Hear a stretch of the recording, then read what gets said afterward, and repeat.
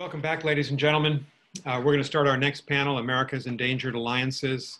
I'm going to invite to this screen, you'll see them shortly, Mira Rapp-Hooper and Julianne Smith. Mira, Julianne, and I have all spent significant amounts of time working on America's alliances. Mira Rapp-Hooper is a senior fellow at the Council on Foreign Relations. She's written a great new book, Shields of the Republic: The Triumph and Peril of America's Alliances, and she'll join us in just a minute.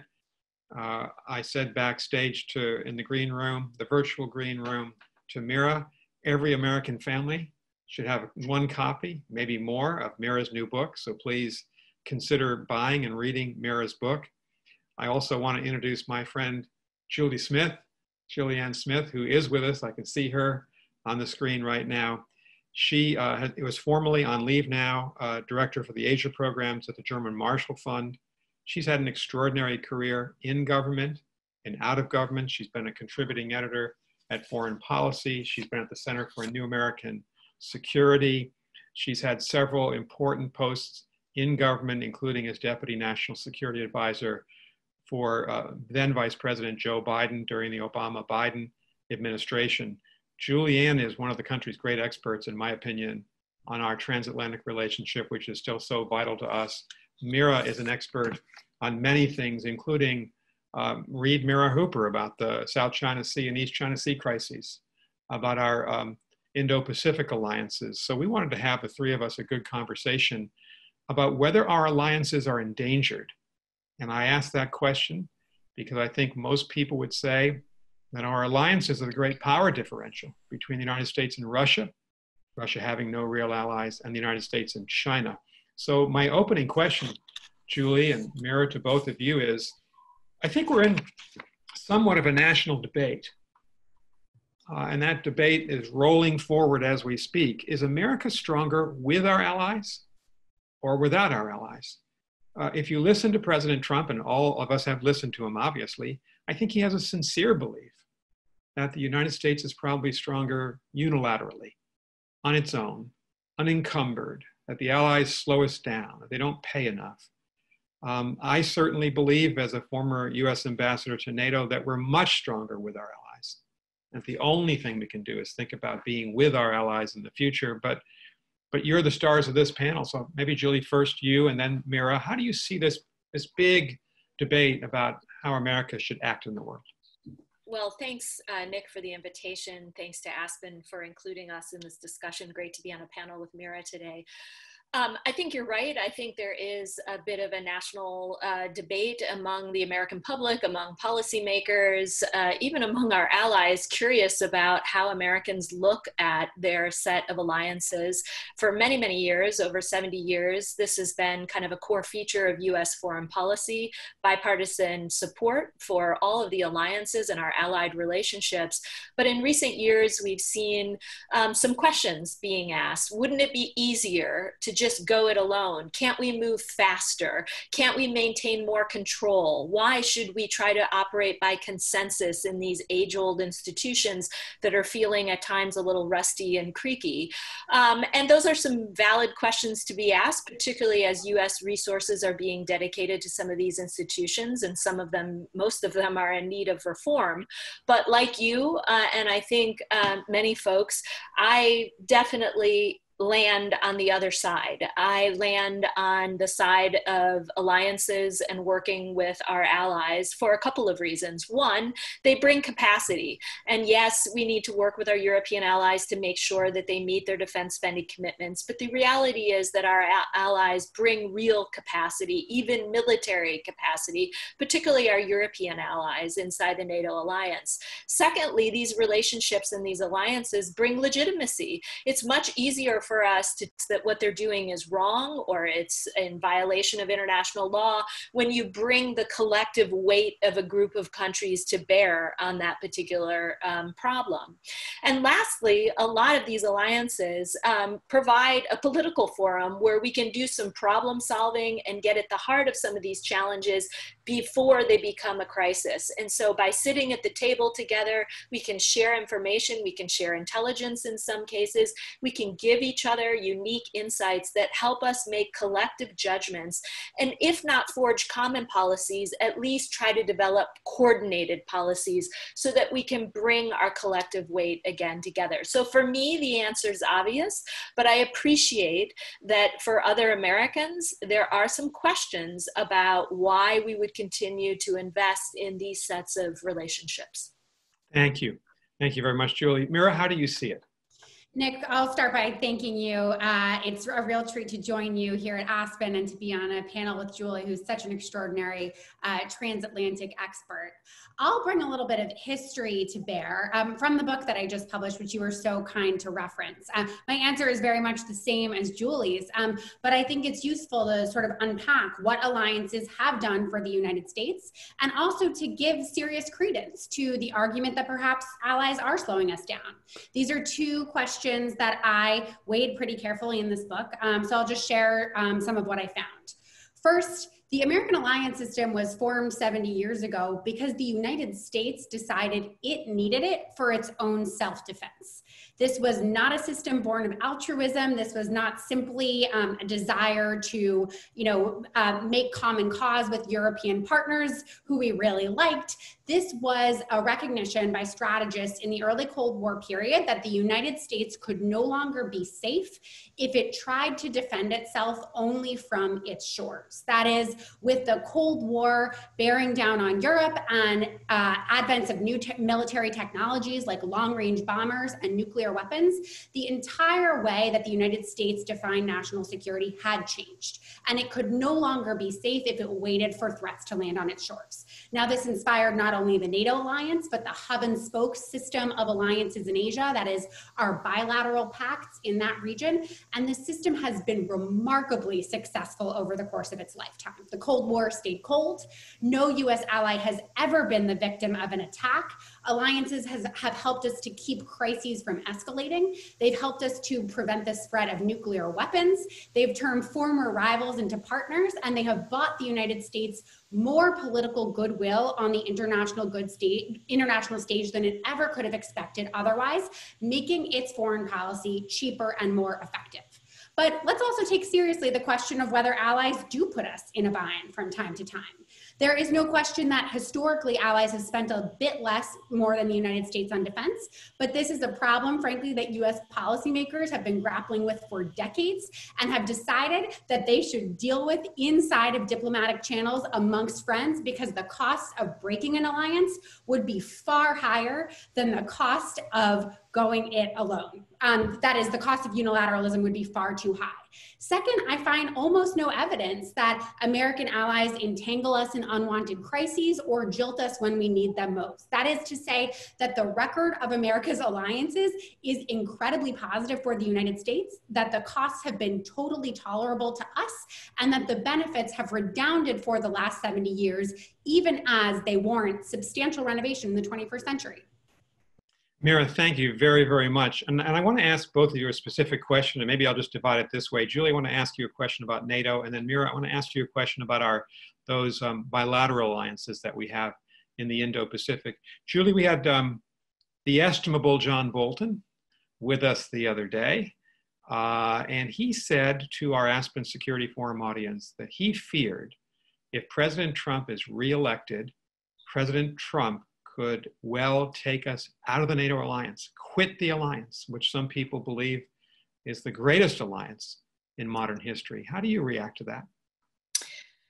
Well, it sends a chill down my spine because I would not want to see the U.S. walk away from this very successful military alliance that has served U.S. interests since it was created. And Mira's right to point out that a lot of what motivated the creation of these alliances, of course, is what benefits the United States. These have not been developed necessarily out of the goodness of our hearts. And so we would have to take a serious look at the consequences for US national security. But we also have to realize that right now there are some countries, and China comes to mind in particular, but there are others that are waiting in the wings. Anytime the United States walks away, it abandons its seat at the table in multilateral institutions. China is more than willing to either either come in and take advantage of that situation, or in some cases, assume our seat at the table and try to take over to push forward their own value set, their own political aims, that they want to be driving international norms and standards, not the United States, working with other democratic allies. And so this would make me nervous, first and foremost, for the security of the United States and our friends and allies in Europe. This would worry me because we would be missing out on all sorts of joint exercises and training that serves us well and serves our allies well. We would miss out again on the C2, the command and control structures that are in systems that are in place from which we draw in a crisis.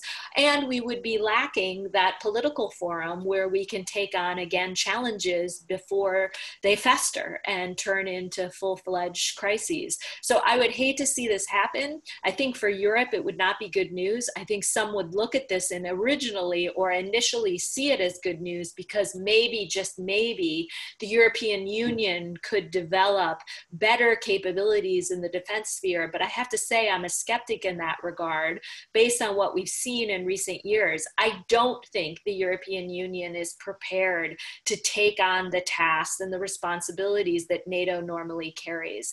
And I think it would just open up more questions about how Europeans would care for and handle their own security environment. But lastly, I would say the US, I would assume, as it pulls out of NATO, would continue to pull force posture out of Europe, which again does not serve our interests. Having that posture there helps us not just with the threats in the European neighborhood, but also in further away places like the Middle East. So for me, this is troubling, worrisome, and something that I hope doesn't come to pass. And Julie, I think you correctly say, is this good for the United States? And you are making, in everything you said today, a national security interest argument that it's good for the United States. It's not charity. It is good to remember that the European Union countries are the largest trade partner of the United States. They're the largest investor in our economy.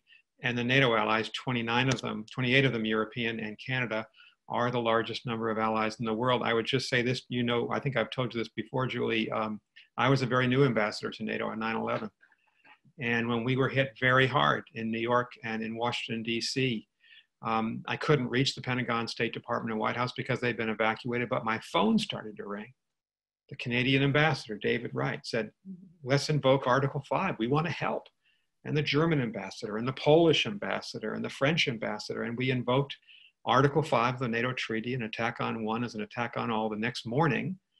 And I tell people that when they ask me whether it's worth it for us, because those NATO allies all went into Afghanistan with us.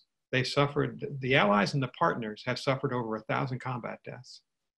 And of course, the bases that we have in Germany and Italy, but Germany in particular, Ramstein, they're the jumping off point for what America has to do in really difficult places like the Middle East and Afghanistan. And so from a national interest standpoint, if we didn't have the allies, would we have to recreate NATO, Julie, if we disbanded it? Yeah, I mean, well, I guess if President Trump decides to abandon it, he doesn't feel the need to have something like that. But certainly, you know, for all of our interests of trying to address challenges and hotspots and brewing crises around the world, it definitely in our interest to have, again, allies that bring capacity. I know the headlines in the paper are all about Europeans not spending, or certain allies like Germany not spending enough. But the reality is that even the countries that aren't quite at that 2% of GDP yet, that target that NATO has set for itself, still bring enormous capacity. You mentioned Afghanistan. Our allies brought tens of thousands of troops to that mission and stayed with us, not just for the first year or two, but for over a decade. So we wouldn't want to lose that type of capacity. Thank you very much. And Mira, let me ask you about the Indo-Pacific. I think the Trump administration is right to call that region the Indo-Pacific, which we used to call East Asia. We have bilateral military treaties with Japan and South Korea and Australia, defense agreements with the Philippines and Thailand, a series of security relationships, most notably with India. How important are they for the 2020s and the 2030s, the immediate 2 decades in front of us? Aren't they pretty important for our future?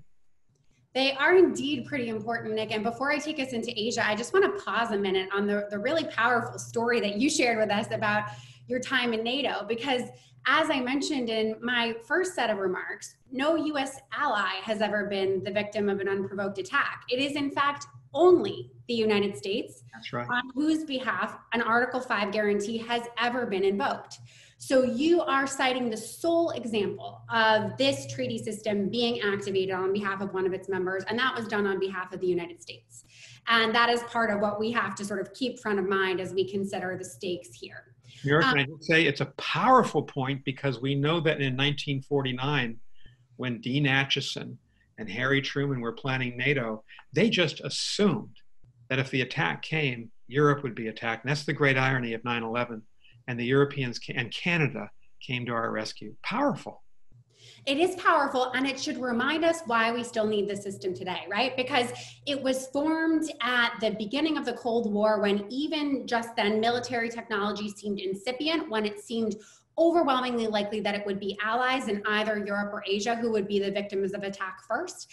And now the way that threats present, whether in the form of terrorism, whether in cyberspace, whether in the form of disinformation campaigns, has multiplied in such extraordinary ways and transcends geography, such that it is equally possible that the United States going forward could be the victim of attack just as its allies might. So this is the case more than we've ever had for why the system needs to continue. But a brief trip to Asia, because that was the genesis of your question. I think there's no question that alliances are more essential than they've ever been in Asia. Not only do we have a China that's continuing to rise, and in the last few months, especially over the course of this pandemic crisis, has been extraordinarily assertive in its region. We have a North Korea that's more dangerous than ever, now having essentially perfected an intercontinental ballistic missile that could reach the United States. These are the threat conditions that international relations would tell us should make for the strongest possible alliances. When a rivalry gets more intense, the alliance is supposed to pull together. And yet, in a lot of ways, that's not what we're seeing in Asia. Some of this is due to China. China has developed both military strategies and coercive strategies that aim to undercut America's alliances, and we can talk a little bit more about those because they're really important. But the United States has also not helped the picture in the region much at all. In fact, it's made it quite difficult for allies to work with us at the moment that we're claiming to need them most, in particular vis-a-vis China. We've launched a trade war on China while also putting tariffs on our allies. We have shaken down South Korea and Japan for every last defense dollar, even at the compromise of alliance readiness. So at a moment when our allies in the region understand that they need collective defense more than ever, they're finding it increasingly hard to find it. And indeed, we see Japan, Australia, and South Korea all beginning to think about defense decisions that might envision them living in a world with a less predictable United States. If that happens, the system will begin to unravel, cooperation will be less effective, and the United States' own national security posture will be more expensive. Mira, you make a compelling case that we have these big strategic interests in the Indo-Pacific, and we've got allies who want to work with us. We had Prime Minister Scott Morrison of Australia on with us. We interviewed him 2 nights ago for the Aspen Security Forum. I asked him about the Quad, and he was just committed, he said, to make sure the Quad was strong and the Quad could grow. Tell this audience about the newfound importance of the Quad. What is it? Absolutely, Nick, and I want to hear a little bit from you on this because you're our resident India expert on so many things. The Quad is a quadrilateral security dialogue in Asia that consists of the United States, its allies, Japan and Australia, and a close partner who is not a treaty ally, India. Now, the Quad is really important for a number of reasons, but one of them is the fact that unlike in Europe, where we have a multilateral alliance in NATO, where NATO allies cooperate with one another, not just through the United States, the system of alliances in Asia is structured so that for a very long time, all of these relationships have run bilaterally. What the Quad represents, and what I hope it's just the beginning of, is the advent of networking amongst our alliances in Asia. That is the sort of interrelationship of these alliances so that not only can the United States cooperate with allies, but allies can increasingly cooperate with one another, bringing capacity to bear on shared threats and challenges. So in this case, we've started to see a lot of increasing cooperation between allies like Japan and Australia, and increasingly partners like India, that include defense agreements between them, but also include multilateral exercises, and send really important signals to China around issues like the South China Sea, showing Beijing that there is a lot more than just Washington with interests at stake in that part of the region. So I do hope that the Quad is part of sort of a renovation of America's alliance system in Asia, because there is no question that the China challenge, which is only going to be with us more with every passing year, requires an increased cooperation, not just between the United States and its allies, but among them. Thank you very much, Mira. Julie, I want to bring you into this discussion of Asia, because I know that you, Julie, have been focusing on Asia for the last couple of years for the German Marshall Fund. We also interviewed, Andrea Mitchell interviewed, the ambassador of the People's Republic of China, Sui Zhongkai. And I, at the very end of that interview, I just suggested to him that I think there's a unity among most Democrats and most Republicans that China poses a genuine threat to the United States, and that its aggressive actions, Hong Kong, the Uyghurs, the India border, South and East China Sea, which you both know a lot about, have driven us to a competitive posture right now. How dangerous is this, do you think, Julie? And are our allies, I'm leading with the question here, our secret weapon in trying to limit Chinese power? Yeah, well, I totally agree with you. I think the debate here in the United States has shifted in a bipartisan sense. There's a lot that Democrats and Republicans have been arguing about in recent years. You can take pretty much any regional or functional issue and find great debate. But on China, while we will argue sometimes over the specifics and certain choices, I do find that largely, I think both parties have been reflective on some of the assumptions that we made long ago. That engagement with the Chinese, however you define that, would be productive, and that perhaps we could, over many years, over a great period of time, find ourselves engaging with the Chinese in a more constructive way, and that the trend line would be more positive, that they would drift away from some of the authoritarian instincts, some of the developments that we were seeing, things that we were taking issue with, whether it's their human rights abuses or conduct in the South China Sea. But I think both parties now look back on the last decade and say, wow, not much has changed. And P.S., I think there's a lot more to worry about in terms of China's actions around the globe, China's behavior, how it's relating not only with some of our adversaries, but how it's relating to our allies. And that comes to your second question. Would we be better equipped to tackle some of the challenges associated with China's rise in a much bigger room full of like-minded allies? I think the answer is a resounding yes. Tragically, though, I don't think that this administration, despite putting competition with China kind of front and center in its national security strategy and the national defense strategy and virtually everything that it says, it has not taken on the possibility or the opportunity of working with allies as a major feature of its foreign policy. Now, in recent weeks, we've seen some changes there. We've seen new initiatives being announced, an EU-US dialogue on China. We've seen a flurry of activity, more visits. We had the National Security Advisor, the Deputy National Security Advisor flying off to Europe. There is this sense in Europe that something is going on. But frankly, I will tell you that a lot of what I hear from folks on the other side of the Atlantic is it's a little bit of a day late, dollar short, and they still believe they're getting some mixed messages. As we opened with, the president seems to continue to push this more unilateral view, but many people working for him and with him are saying more about the importance of working with allies. The bigger question here and the bottom line is, what do they have in mind when they say with working with allies? Is it we tell them what to do? Don't work with Huawei, come out and ban this particular investment that China wants to make in your country? Or is it more positive agenda where we can sit together at the table as equals and craft policies together? I would hope it's the latter, but honestly, I think many of our allies worry that it's the former. Thank you, Julie. The three of us have all testified before Senate and House committees over the last couple of years on issues concerning U.S. foreign policy, our allies. What has struck me is that if you didn't know who was a Republican and who was a Democrat, you'd be confused because you might be confused because there seems to be uniformity in both parties on Capitol Hill that our allies in the Indo-Pacific and in Europe are really quite vital to us and for the future, not just for the past. Donald Trump appears to have a very different view of this. I actually don't think it's reflected in the party, in members of Congress. You see that in the big support for NATO. And I wanted you both to talk about that and also talk about the public opinion polls, which consistently show strong American support for alliances. Maybe Mira, you first, and then Julie second. Sure thing. It's a great question, Nick. And I think in my answer, I'll give you first some good news and then some bad news.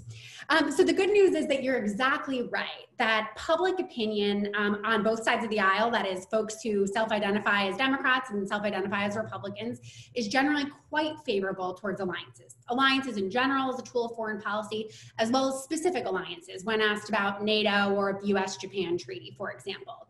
That's a good thing, and it wasn't always true. There tended to be a lot more by way of partisan polarization in earlier decades over defense issues and alliances in particular. In the past, we might have expected Democrats, let's say in the 1970s or 1990s, to be a little bit less supportive of alliances.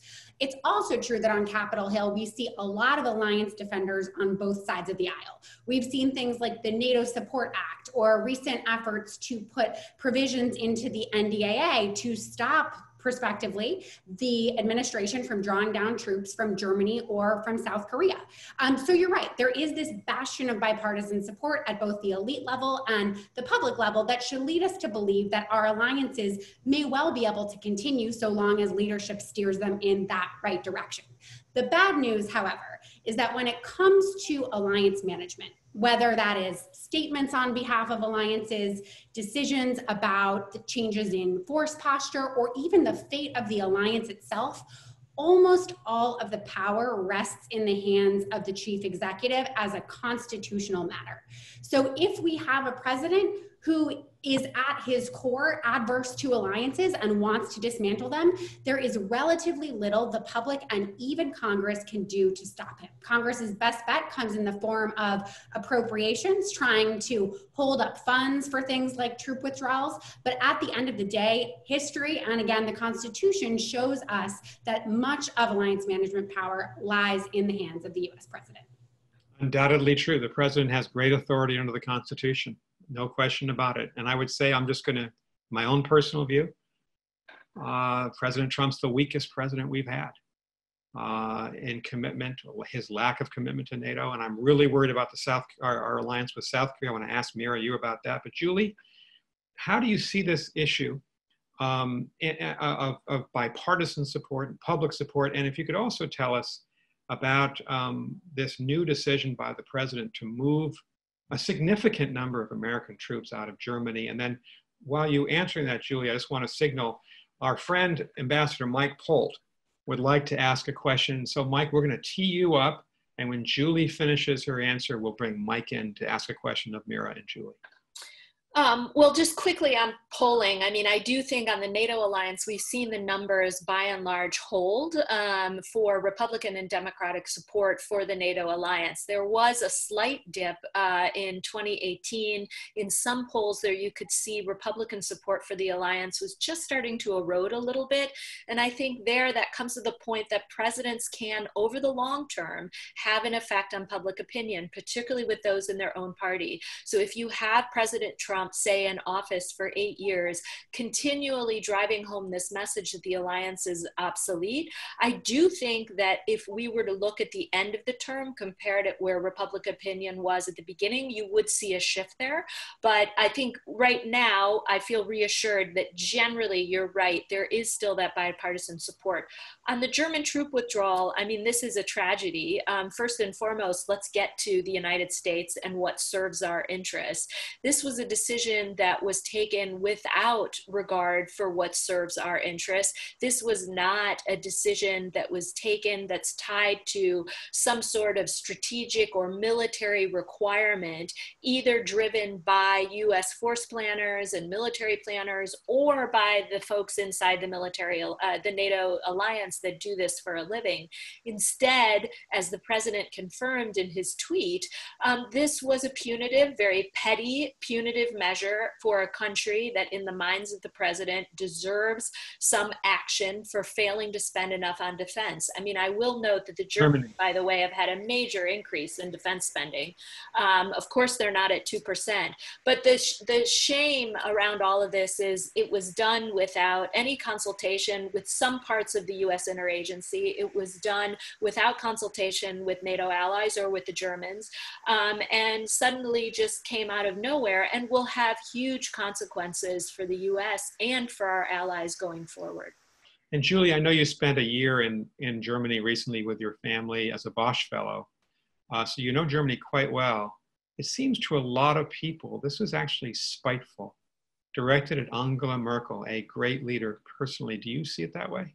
Absolutely. I mean, the president has had a very scratchy relationship with her from day one, not just on the defense front, but there have been all sorts of disagreements over things like energy pipelines, Nord Stream 2, our trade relationship, the list goes on and on.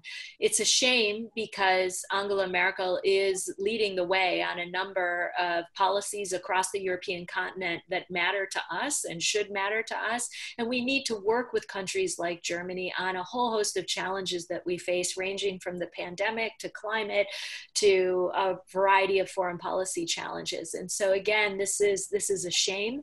I don't believe that Angela Merkel deserves to be treated this way. I don't believe any of our allies deserve to be treated this way. And it's disappointing that this isn't rooted in an actual military requirement. Thank you, Julie, very much. Mira, I'll come back to you on South Korea. I'm anxious to get your opinion, but I know that if Ambassador Polt is still here, we'd love to hear from him. Mike Polt. Thank you, Nick. Can you guys hear me? We hear you fine, Mike. Nice to have you with us. Nice to be here. Thank you very much for giving me a chance. Thank you, Julie, and thank you, Mira, for making me smile throughout your entire presentation. We're all in violent agreement on everything that you all have said. And that is the core of my question to you. I would say to Mira that the presidential authority that Donald Trump has so woefully executed is not just constitutional, but it's also based on a lot of popular support and popular opinion.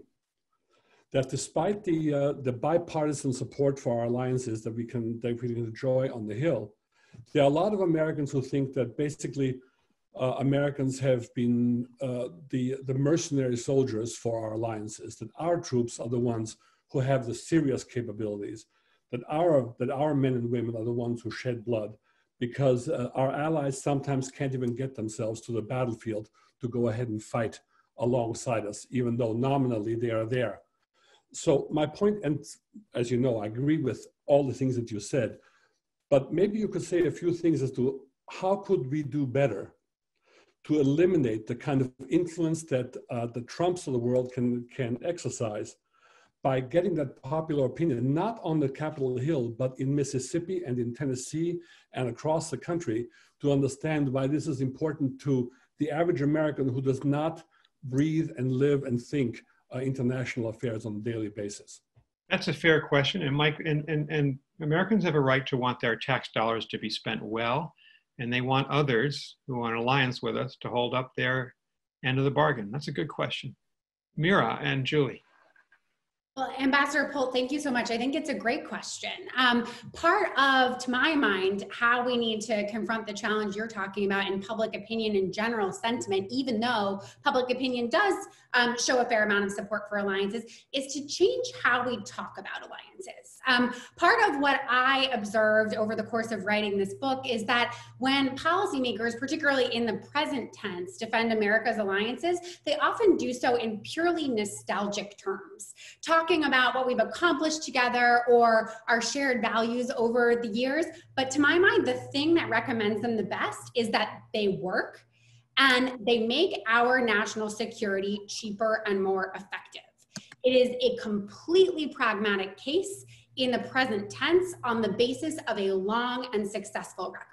So I'd like to see us shed some of the romantic language and be very blunt about the fact that we have done this all along because it's in our interest as well as our allies, that the record to commend it is extraordinary, and that in a world where we face huge challenges, not least the tragic pandemic that we are all living through, the United States will be less effective and more hard-pressed to maintain a solvent foreign policy if it loses its alliances. Julie. Well, it's hard to top that. I mean, I think Mira really hit the nail on the head. I mean, I agree. We talk about this in historical terms, a lot of flowery language, but I think we need outcomes, results, and a future-looking agenda. What can NATO do for us tomorrow? What can the Quad do for us tomorrow? How are we going to advance this agenda to look at emerging technology, to look at artificial intelligence, to take on space, to take on a whole array of new challenges? I think being forward-looking, focusing on the outcomes and the actual deliverables, what do we get? And then not just talking about in terms of, you know, US force presence abroad only serves others' interests. I mean, I think we have to have an honest to God conversation to explain why we're there. We are there because it serves our interests ultimately, and give specifics. So Mira did a great job. It's hard to top that. And I would just say that Mira and Julie and I and Mike Pohl have all worked as American diplomats to convince the European and the Asian allies to spend more in defense, to be more capable. To defend them for a minute, there's been a lot of misinformation about NATO. And the three of us were talking about this in our virtual green room since 2014, since Putin's annexation of Crimea. Every NATO ally has seen a real increase in their defense budget, some quite small, some, as Julie said in the case of Germany, quite significant. And there's been forward movement. And so generally in an alliance, when the allies are doing what you're asking them to do, and when they're spending more, and when the great majority should be at 2% of GDP, the floor, by 2024, you ought to encourage them and congratulate them and not castigate them. And I really think it's been a shame to see the demonization of some of our allies. And Mira, that gives me the opportunity, and we're going to tee up John Shermer to ask you both the question. But while we do that, Mira, there's a lot of concern right now among people in both parties that we are drifting away from our relationship with a vital ally, the Republic of Korea, South Korea, and that, as one person said in an earlier session, we're nickel and diming them, and we're missing the big picture of how important they are. But you're an expert, Mira, in that part of the world. How do you see it? Well, Nick, I think nickel and diming it is putting it softly. This is perhaps the key example in Asia of the United States acting contrary to its own national security interests. The U.S. is driving right now such a hard bargain with its South Korean allies in an effort to get them to spend more on defense that it appears to be courting an actual rupture in the alliance at a time when North Korea is more dangerous than it has ever been. Now, to give a little context about what we're talking about here, the administration has asked our South Korean allies to quintuple their spending on defense and towards the alliance. Now, South Korea was already one of the cheapest places on earth to base American troops, cheaper than basing them at home because of the contributions that it makes to the alliance. But because of a lot of exigencies and the ways that these numbers are being calculated, a demand was made of our friends in Seoul to quintuple their spending. They simply cannot do this. It's not feasible for them. So it looks like a bargain that was set up to fail. And what would happen if the bargain did fail? Well, it won't surprise anyone to learn that, much as has happened in Germany, the president has on a number of occasions threatened to draw down troops from South Korea. Now, while you can make a case for drawing down troops at a given place on earth if there's the right security logic for it, the security logic for the American alliance in South Korea has never been stronger. So the possibility of this spending standoff ending in an American withdrawal from South Korea at a time when North Korea is not only targeting the region with nuclear weapons, but the US homeland, actually defies any national security logic whatsoever. That's a compelling case.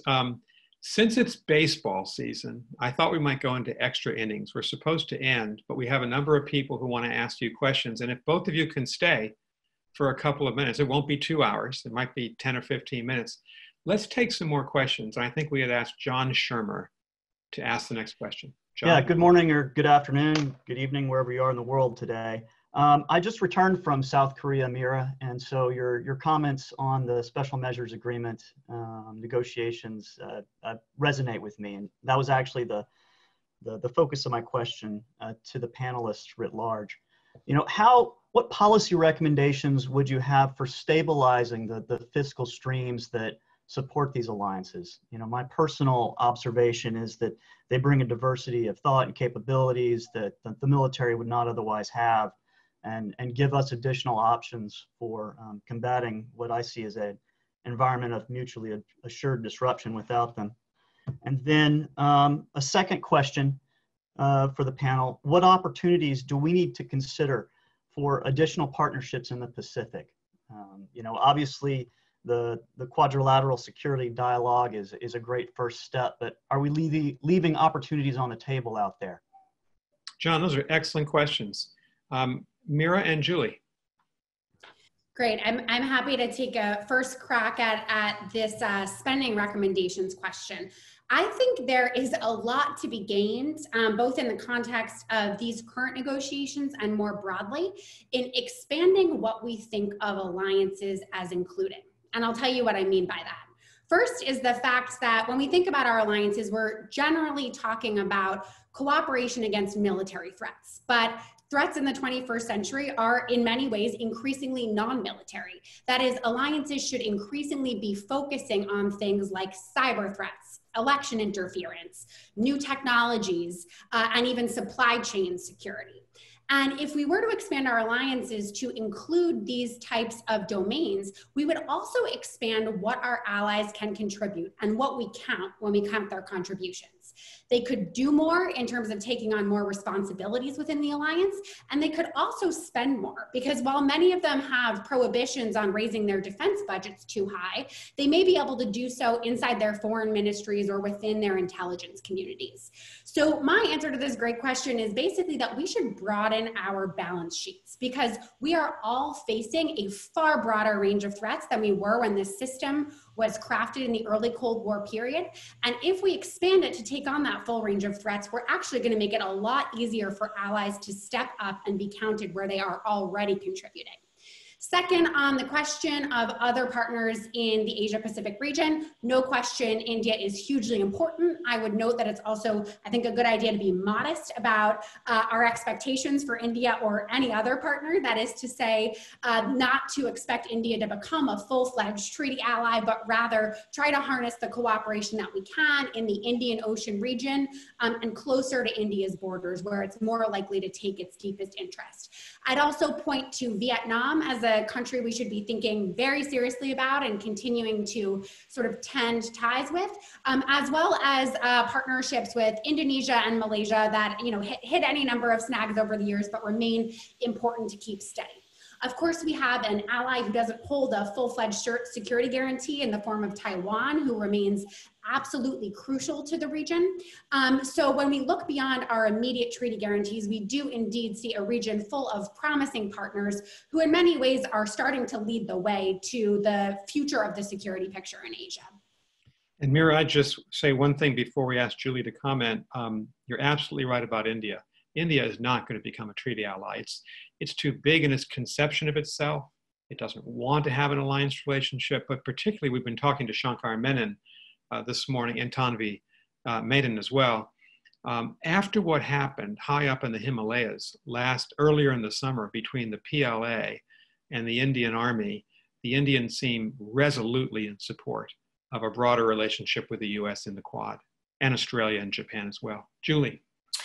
Well, just to add to Mira's good points, I mean, I think we've got to get rid of kind of this imagery in our head that America has a set of alliance relationships across the Pacific and America has another set of relationships across the Atlantic, and really start thinking of, I guess you could make it kind of a quad squared, because there is a quad. We use the term quad in government when we meet with the UK, France, Germany, and the United States, or there are different variations. Sometimes a couple of other countries are added in. And yet, as we discussed earlier, there's another quad on the other side. I think when we think about the challenges, again, surrounding China in lots of different baskets, in the way in which China behaves in multilateral institutions, about its predatory trade practices, about the investments that it's making around the world, and how it's trying to leapfrog us in technology and really be the leading light on, again, setting those norms and standards,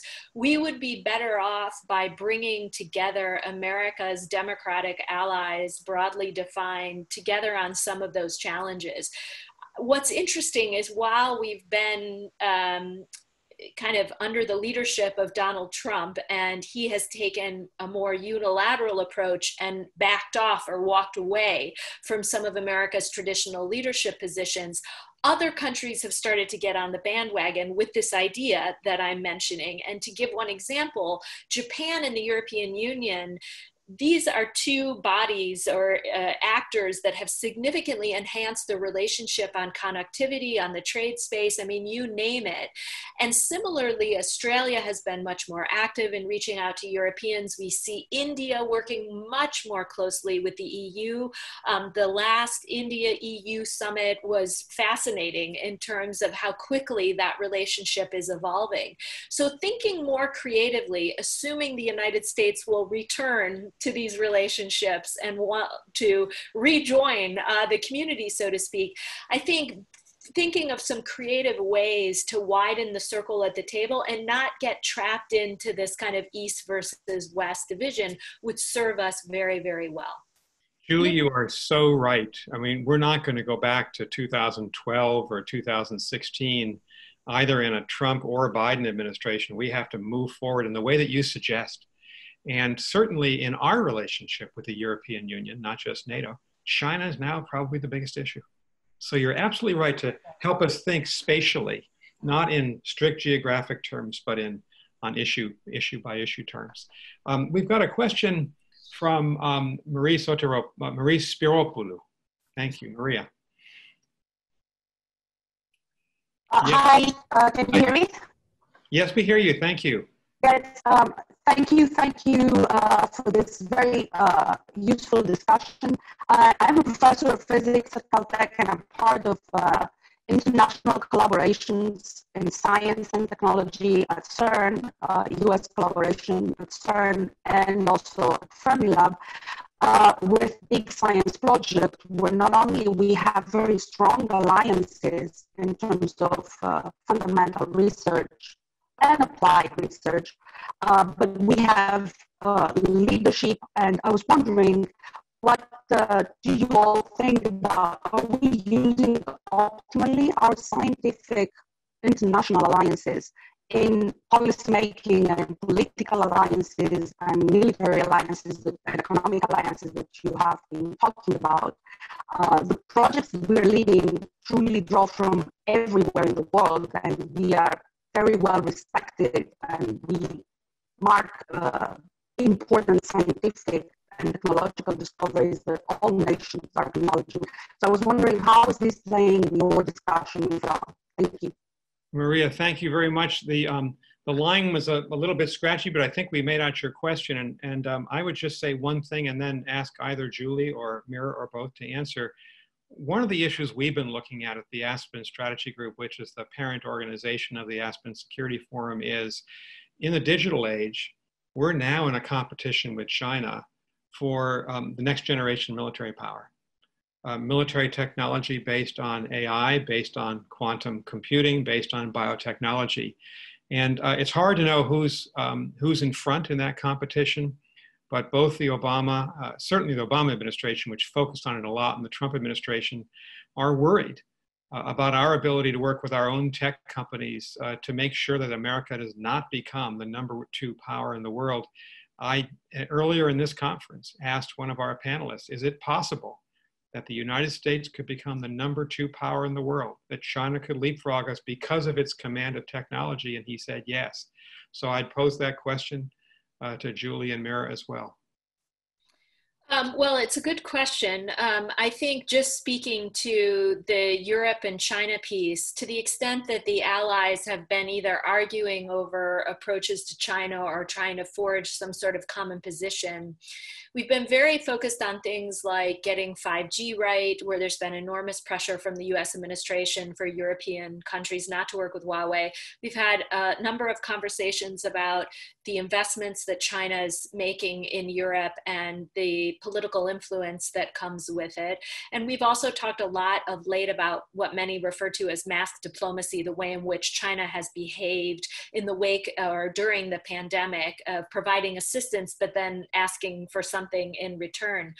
What that list has been missing is we have spent less time either in the think tank community or among government officials or even in track 1.5 engagements talking about R&D collaboration between China and many universities or research institutes.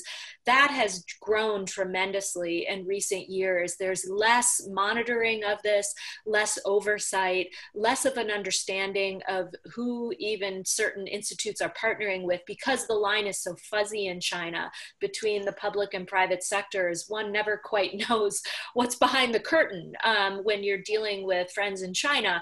And so I think one of the areas where we could do more work going forward is having the transatlantic partners, first of all, Europeans amongst themselves, but with a broader set of allies. And it doesn't have to just be the United States. Again, we could include our friends in Australia in this, and Japan, to have a conversation about what type of practices we've seen in the space of R&D collaboration. What are the risks associated? When should we just accept that this is fruitful collaboration? Let's not call all collaboration with China in the R&D space or science a bad thing. In certain cases, it's absolutely crucial and important, but how can we be smarter about it? And I think there's so much more work to be done in this space that this is an opportunity that's ripe for a conversation and more work among the partners, the democratic allies in particular. Thank you, Julie. Mira, I'm sure you're watching carefully this big race for technological power. Bob Work, the former Deputy Secretary of Defense, Ash Carter, Secretary of Defense, they really focused on this. We did an entire conference on this at Aspen 2 years ago. How do you see it? Well, I think that Maria's question is a sort of paradigmatic reason for why we have to push forward with thinking about our alliances in these increasingly broader terms, right? Not just with respect to competition with China, but because of this horrendous historic crisis we are all living through today, right? We have seen front and center the fact that the worst threats may not always come from state actors at all. And we have seen the grievous costs of failing to work with allies to try to preempt and contain transnational threats when we have the opportunity. And this is exactly why we should not only be strengthening America's scientific partnerships with allies, but including those as part of what we think of when we think of alliances. Because this speaks exactly to the virtues of our allies in both Europe and Asia. When this system was formed, of course, in the early days of the Cold War, America's allies were war-torn countries that had just been decimated. But today they are consolidated democracies, most of them. They are thriving economies in their own right, and many of them are scientific and technological leaders. And this is exactly the reason we should be fighting to hold on to this tool of statecraft to take us through the 21st century. They're exactly who we should want to be partnered with if we had to start this system from scratch today.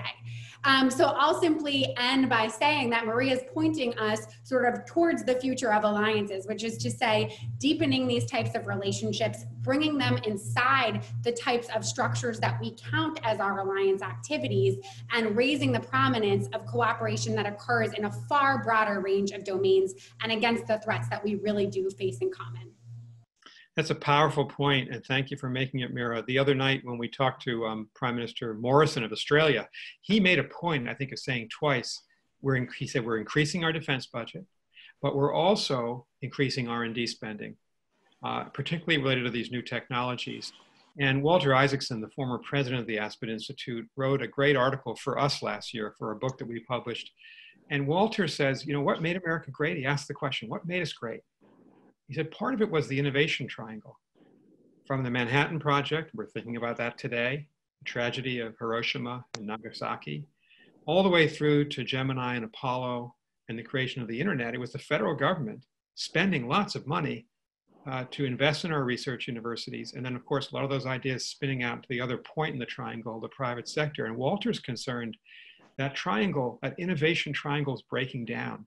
And we have seen in the last several years a substantial reduction in government support for R&D spending, and we're not seeing that in China. So I think Maria's question is a powerful and very good question.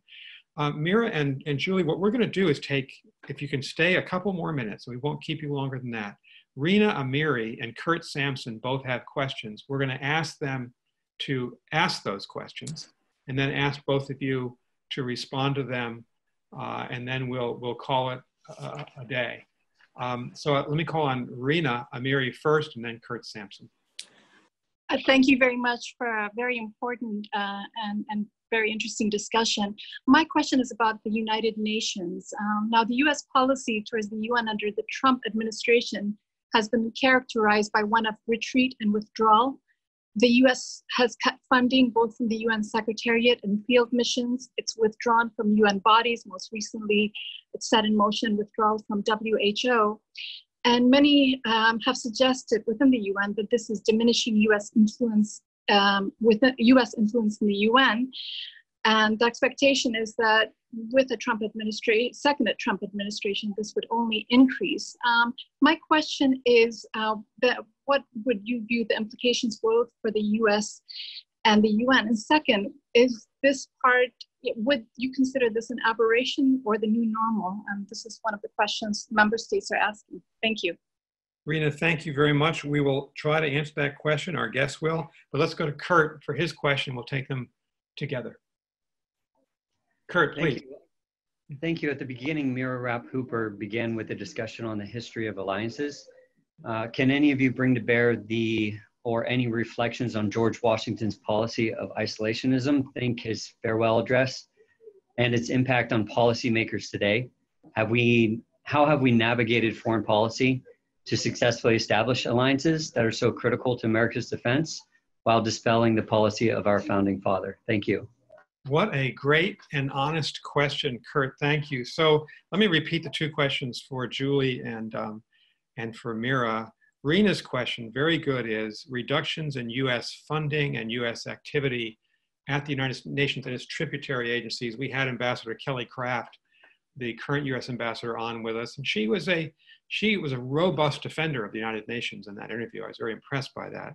But what would be your perspective on that? And then Kurt's very good question, Washington's farewell address about beware entangling alliances. I would add to that, John Quincy Adams, July 4th, 1821, America should not go abroad in search of monsters to destroy. Are we straying from the wisdom of our founding fathers and mothers, or is it just that we're living 200 years later in a very different world? Another way of thinking about Kurt's very good question. Julie, maybe we can do is, Julie, if you want to take, let's focus on the UN first. Let's answer that question, both of you, then we'll focus on Kurt's question. So on the United Nations, I mean, I hope this isn't the new normal. I hope that this is a moment in time where we've had a chance to experience what actually happens when the US walks away from some of these organizations. And I think we've seen in real time the consequences of that for the United States, for the institution, as the US has walked away from the UN in multiple senses.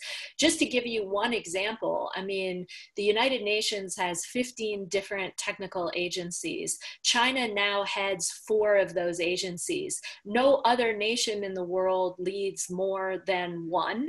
And I think what we've seen is China is taking definitely seizing any opportunity that it can find to assert itself and take on leadership roles so that it can not only shape the agenda of that organization, but make very consequential decisions on personnel and on who gets very powerful positions inside those organizations. And then again, back to something we've mentioned a couple of times, shape not only the outcomes and the policies, but the norms and standards that are associated with what goes on in these institutions. I mean, to the degree that the United Nations is shaping international norms and upholding them, one would hope, China now is in a position where increasingly it can exert influence over a lot of those decisions. And so one would hope that we are going to return to the table, that we are going to work with our allies to reassert ourselves in an organization like the UN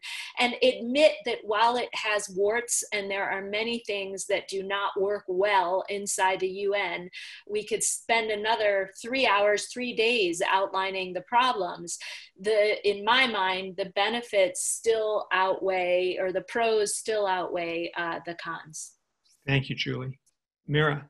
I'll jump in with a brief additional flourish because I know we're short on time and I want to get to this great George Washington question too.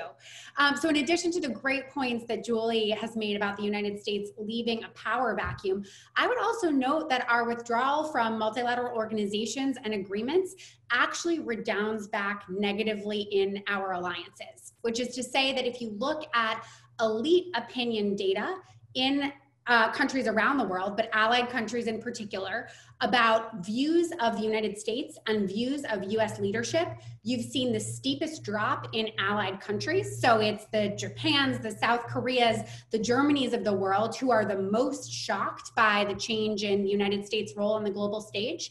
And by and large, their shock comes not from any given bilateral wrong that we've done to them, but rather the abrogation of multilateral agreements and the withdrawal from multilateral institutions in which they thought we were firmly ensconced. So whether you're talking about the Paris Climate Accord, the Iran nuclear deal, or our participation in UN organizations, it's this sort of jerking breakneck withdrawal from this broader international system that has done the most to damage our reputation amongst the leadership of allied countries in the broader world. So I very much share Julie's hope that this is not the new normal. Thank you. Let's use Kurt's very good and fair question as an ending, and let me add to its level of difficulty. Kurt says, Washington warned us against entangling alliances. Jefferson said we should be an empire, but only an empire of liberty at home, not an empire of conquest. John Quincy Adams, don't go abroad to try to slay monsters. But then you think of leaders now, I can think of two. Involved, one in our chair of the Aspen Strategy Group, Condi Rice, who said to me publicly in an earlier Aspen forum, we've lost our self-confidence about who we are in the world. She's an internationalist. Jim Mattis, America, he says, has two great powers, the power of intimidation, that's the military, and the power of inspiration. That's America in its global dimension as an exceptional and indispensable nation. This is a great question for two really smart, experienced public servants. Maybe we'll go, Julie, you first, and then Mira second. Well, I wish we had another hour, because thank you for this question. This is it. This is at the heart of it. But I mean, I think what you have to do today in comparing kind of the global landscape to what the world looked like then, I mean, Americans don't have the luxury of being capable of isolating themselves from world events. We can't sit out terrorism. We can't sit out the pandemic. We can't sit out climate change. We can't build a wall high enough. There's the oceans that are on both sides of US territory don't protect us from today's challenges. And thanks to globalization and new technology, I mean, it's unimaginable that you could even build Fortress America, that impossible. But I also think we look at American power differently today than we did from a few decades ago and from hundreds of years ago, from our founding days. And so if you think about what America can bring to bear to take on those global challenges that know no borders, really what we need is a web of alliances and allies that can build up the defenses we need. We need to know, and we did not know when the pandemic first broke out, this is part of the problem in China. Had we had our antenna up and a better cooperative environment with all sorts of countries around the world, we could have gotten a leg up. But China hid initially some of what was happening. And so the point here is that America needs to have a presence and a set of relationships around the world to be attuned to what's coming at it. So thinking about American power, the nature of the challenges we face, and I would actually also add, what's interesting about social media is we once operated in an environment where your average American wasn't aware. They had to wait for the newspaper to tell them what was happening. I mean, think about the explosion in Lebanon that just happened. Within seconds, all of us had a front row seat to that crisis. We understood intuitively the severity of it, the damage. I mean, it was breathtaking, but by giving us all a front row seat, that can also trigger a call. What are we doing? What's the response? Is that going to happen here? Is that a danger to us? And create a whole set of new questions that we didn't have to grapple with even 25 years ago. So much has changed about the global landscape, the complexity of it, how threats cross borders, American power, its diffusion in some ways. I mean, we don't have to say, you know, we don't have to all be declinists, but let's admit that things have evolved. All of that contributes, in my mind, to just a new rationale for this web of alliances, and why I think, honestly, a country like Russia or China wishes it had that set of alliance relationships. Thank you, Julie. Mira, you have the last word. Well, Julie's answer is exactly right. This has been a delightful conversation, and I'll wrap us up here just by returning to some history, with thanks to Kurt for a really great question. When George Washington warned against entangling alliances in his farewell address, he was responding to a very specific alliance. That was, of course, the Franco-American alliance, without which the United States could not have won the Revolutionary War. But by the time Washington was giving his farewell, that alliance had become rather irksome for the United States, so much so that it actually resulted in some foreign political interference in an election, right? So these are age-old problems, unless we think we're living through something new. But Washington's admonitions were actually really focused at that alliance with the French, and he was really focused on ensuring that as a general matter, the United States would not become entangled in relationships with European countries while it was still trying to develop its ability to self-govern. That is, when the United States was a weak power in the early years of its independence, it was at risk for being entangled and losing its ability to really consolidate its own sovereignty and sense of its own national interest. But his predecessors clung to Washington's gospel to such an extent for 150 years that it was impossible for any other US president to form an alliance until World War II showed us that we could not live without them, that it was entirely impossible to keep ourselves safe in a world in which we simply relied on two ocean barriers and friendly neighbors. And that's what brought us to the transformation that resulted in the alliance system that we have today. So it's critically important to, return ourselves to our forefathers' admonitions, to think about where they came from, but also to understand why they changed. And Washington's farewell gospel also reminds us of something else. That is the fact that there has long been a strain of isolationism or unilateralism in American foreign policy dating back from the founding, that we have time and again questioned whether we belonged in the world as a matter of national interest, but that we have again and again returned to the answer that we do. and that we keep ourselves safe through interdependence and cooperation. So I hope that by returning to these words and thinking about both why they have changed and why we continue to revive debates like these over the years, we will ultimately land back up where we always have before, which is that America belongs in the world with allies by its side. What a way to end this conversation. So what Mira is telling us is that history actually matters, and reading it and understanding it actually matters. And Mira has written a great new book, Shields of the Republic, The Triumph and Peril of America's Alliances.